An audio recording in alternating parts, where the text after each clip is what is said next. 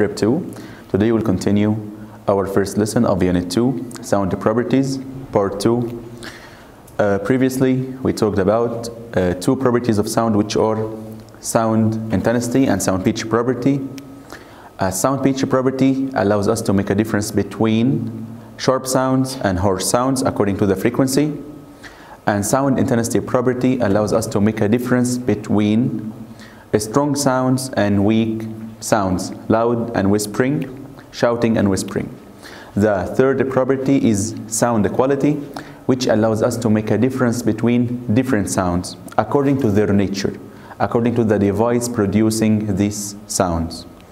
Sound quality, it's a property that allows us to differentiate between different sounds according to what? To the nature of sounds. Depending on what? Depending on the harmonic tones produced from these sources. Even if they have the same pitch and same intensity. For example, if I have a piano and a violin, and we produced two sounds, one of the piano and one from the violin, both of them have the same pitch and the same intensity, but I can differentiate between piano sound and the violin sound. Give reason, because they have different sound quality. Sound quality depends on the harmonic tone that differs from one source to another. For example, the violin produces harmonic tones different from that from piano or another device. I have three tones that we are going to talk about, which are complex tone, fundamental tone, and harmonic tones. Complex tones, fundamental, and harmonic. The first one is the fundamental tone produced from any device like tuning fork. Okay, not only the tuning fork, piano, violin as well. Okay, they produce fundamental, but not only fundamental. Harmonic tones, tones that are associated by fundamental tones. They are stick to the fundamental, added to fundamental, but they have higher pitch and lower intensity. A very important point, that the harmonic tones have higher pitch than the fundamental and the lower intensity than fundamental. The third one is complex tone. It's the sum of fundamental tone and harmonic tone. When we sum fundamental and its harmonic that has higher pitch and lower intensity than fundamental, okay, when we make a sum, they produce complex tone, like the tones they produced from piano and the violin. When we use a piano or violin, we hear a complex tone that is composed of fundamental and harmonic as well. This tone is fundamental, and this one is the harmonic of this fundamental. This tone is fundamental tone, one wave. And this one, it has more waves, so it has more frequency, and so it has more sound pitch than this.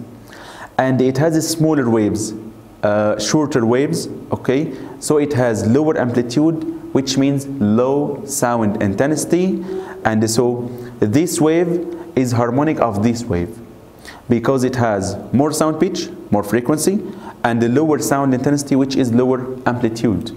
So this one is harmonic and this one is fundamental. When we make a sum, we produce complex tone, like the tone produced from piano or violin. So again, when we use piano, we produce a complex tone, which is composed of two tones associated together. One of them is called fundamental, and the other one is called harmonic. What is the difference between fundamental and its harmonic?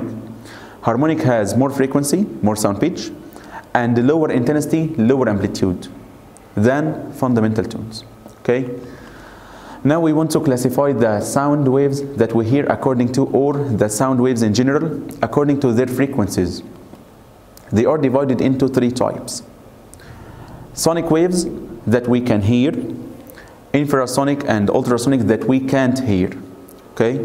So we can only hear sonic waves.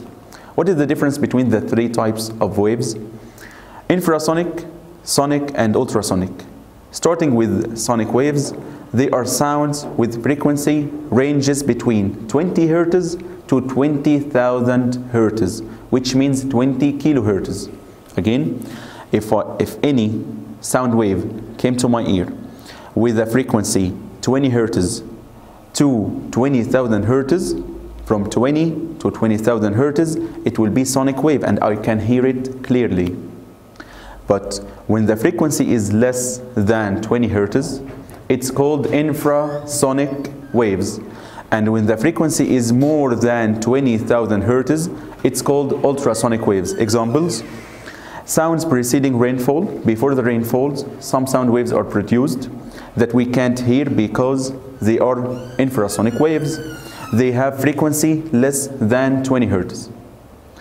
And for example, in the ultrasonic, bats and dolphins, both of them produce ultrasonic waves that we can't hear.